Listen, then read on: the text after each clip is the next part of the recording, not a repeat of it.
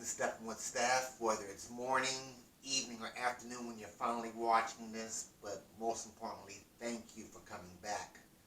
Today we're going to talk to a guy who I found inspiration and motivation from. We have some things in common as far as our prosthetic company, and I think you're going to really like what he has to say. So let's see and meet Doug.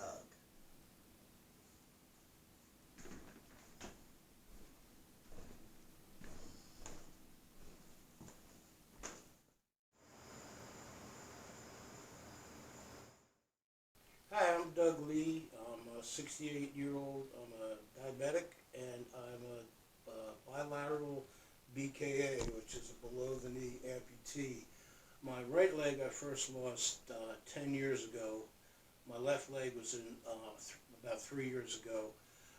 Both of them were complications from diabetes, ulcers, blisters, osteomyelitis, which is a bone infection.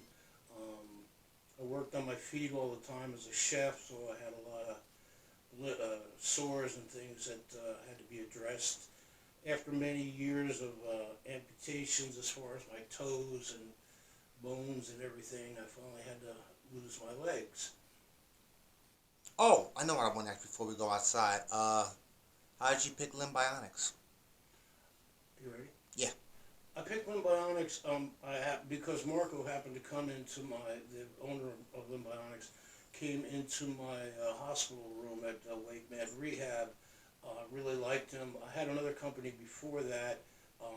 Marco and I just clicked, and I've stuck with him because he's very progressive. He's very on top of things. He actually heads up some conferences in the state for prosthesis, and like I say, he's been very helpful, and he's very progressive, and he comes to the house when I need him, and so that's how I got connected with Limb Bionics. Same here. Marco came to my room and I was like, he said I can do 95% of the work right there in your kitchen. I was like, wow. So that was his selling point to me, and he seemed like a real nice guy when he told me his story, which we'll talk about later on as well. All right, we're talking to Marco. This is my prosthesis guy and part of the family. So to bring you full circle, I started my career back in 1992. I went down from the Citadel. I got my first Bachelor of Science degree, went down to Miami, got another Bachelor of Science degree, specifically in prosthetics. My father was a double amputee. He lost both his legs, one above the knee, one below the knee. And so going through college, I kind of was, that lost puppy, not sure where I wanted to go, what I wanted to do. And he suggested I get involved in the prosthetic community, so I did a few classes here and there where it exposed me to the profession. Got my degree, like I said, in '94. I practiced throughout South Florida, came up to North Carolina in 2000, and I've been practicing in North Carolina since. Opened Limb Bionics back in 2012, 2013, and have grown to 2 offices of my own, and I have a business partner out in the Durham, Henderson area. She has 2 offices, so total we have 4 offices. Cool. And we serve basically middle to eastern North Carolina. All right. I noticed you got some legs back there. Can you? Yeah, got a couple just kind of displays. Below the knee amputation. It's a red Kevlar carbon braid with a shock absorbing foot. Prosthetics are unique to the individual based on their height, their weight, their activity level. Okay. And what we try to do is design the best prosthesis for the patient, for the activities and the life that they intend on living.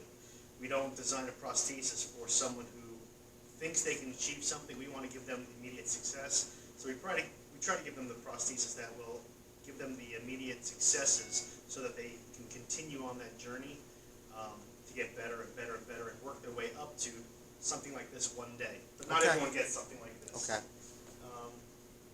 This is an above-the-knee prosthesis. This has a microprocessor knee, and this microprocessor knee is actually military grade. It's called an X3, made by Autobach. It's probably your heaviest duty microprocessor knee on the market. Wow. It's submersible, can go underwater for 30 feet.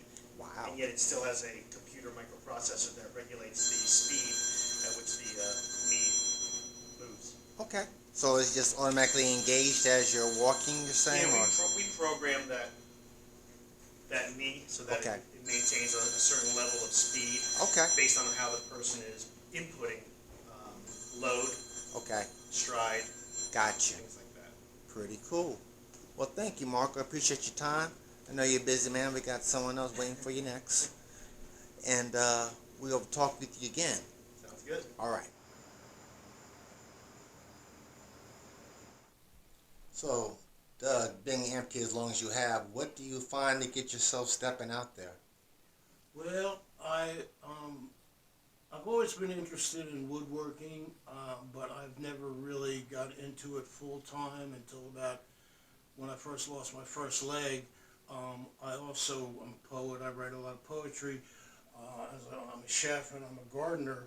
I've always been a gardener, and I get up in the morning and take care of my medicines and breakfast, and then, you know, I try to start the day with a plan, some project that I have to do a little bit of work on or a lot of work on, depending on how I'm feeling. So that's pretty much, you know, part of my motivation. And it also, there's a point to be made that because we're amputees and all, there's no reason that you need to be sitting around the house. You know, try to find some outside interest, learn a new craft or a hobby, Right. and it gets you through the day. You know, it keeps your mind off of what, you know, going in the wrong direction.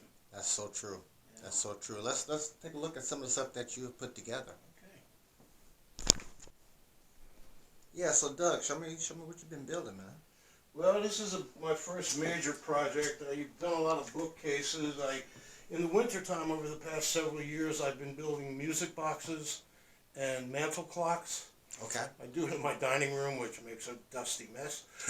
And so I made enough boxes. I ran out of people to give boxes to. So I had to move on to something else. Gotcha. And, you know, like most people, I got tools everywhere. Right. So I decided to build this little tool chest here out of some birch and some pine, and it came out pretty nice. Pretty nice. Of course, with the Disabilities Act, they can't deny you a ramp. Right. Association. Right. So originally I was renting it. Okay. And then the rental period ran out, and I decided to buy it because you never know what's going to happen in the future. You could get an infection, you could get a sore, you could have to have your legs, your prosthetics worked on, Right. and you're going to be stuck in a wheelchair at the house. Right. So if anything happens, you'll be able to get back out again. That makes so much sense. You're having that problem taken care of. Yep. So since I've bought the ramp, I've made monthly payments on it. Once again, there's no problems with the homeowners because of the Disability Act, and so it's worked out pretty good. You know, neighbors have gotten used to it, and That's all right. That's what I'm talking about. So you guys always got to think about Plan B, just in case. exactly. Just yeah, in you don't- case. yeah.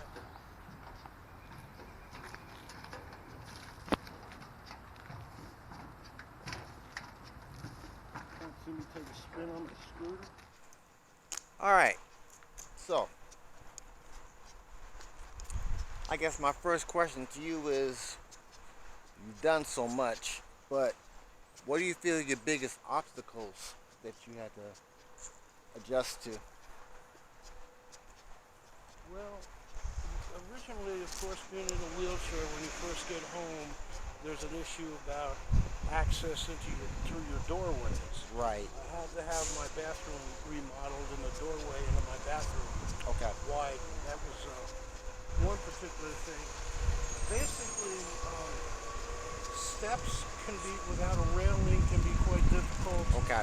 But the biggest effort I find is having to walk up a slope. Yes. I originally started out the first 2 years with this, both with the bilateral amputation, Right. using a cane. Okay. I haven't had to use a cane since. Okay. but I usually carry one with me in case I run into a situation where there's a slope or something Yep. that I can't manage. But as far as any major obstacles, I really haven't run across any. Um, I seem to do okay. A lot of it's it's your attitude. True. If you're gonna let things get in your way, or think something's a challenge and you're not willing to face it, it's gonna become a bigger challenge. That is good point. Very good point, Doug. Um, Now, as far as support, where do you feel you had your best support from? Well, I have a wonderful, wonderful family. I have an older sister and two younger brothers who are just wonderful, and of course a good support group. Um, Wake Med Rehab, of course, this mentoring, volunteer amputee volunteer group that we're all a part of, has been especially helpful, and it's also allowed me to, when I'm out in public and I run across someone with an amputation, or somebody sees my prosthetics and says, "Oh, I have a friend that's an amputee." Right. They, I recommend them to come to our meetings and everything. Right. Just to let people know that there are outlets and support groups and everything. But as for me, basically my family has been the most supportive. I can attest to that for myself too. And also, we've learned through the support group that I hope more people would come to. There are all sorts of avenues of support that aren't family or friend related. Okay. There's delivery services. There's Okay. the Raleigh Access. Okay. So there's all sorts of other support areas. But like I say, as for me, my family has been the biggest supporter. Cool. I had the impression at first that you didn't drive, but I see that you actually do. Well, I do in a limited capacity. I didn't feel comfortable, driving a car with these two prosthetics. Right. There's a limited ankle function, Right. Which can be adjusted, but your prosthesis will tell you about these things. So what I did was I bought this little scooter, which is, you don't need you need insurance and a registration for it, but you don't need a license. I live in a community where everything is within, that I need to go to, within a pretty much 5-mile radius. The pharmacy, the bank, the food store, things like that. The hardware store, of course. And but I go out at 10 o'clock in the morning, and I take back roads. I go through neighborhoods and things like that. Okay. So, but yeah, I can't drive. I mean, I could drive probably. I know there are people that are bilateral that do drive, but I didn't feel comfortable with it.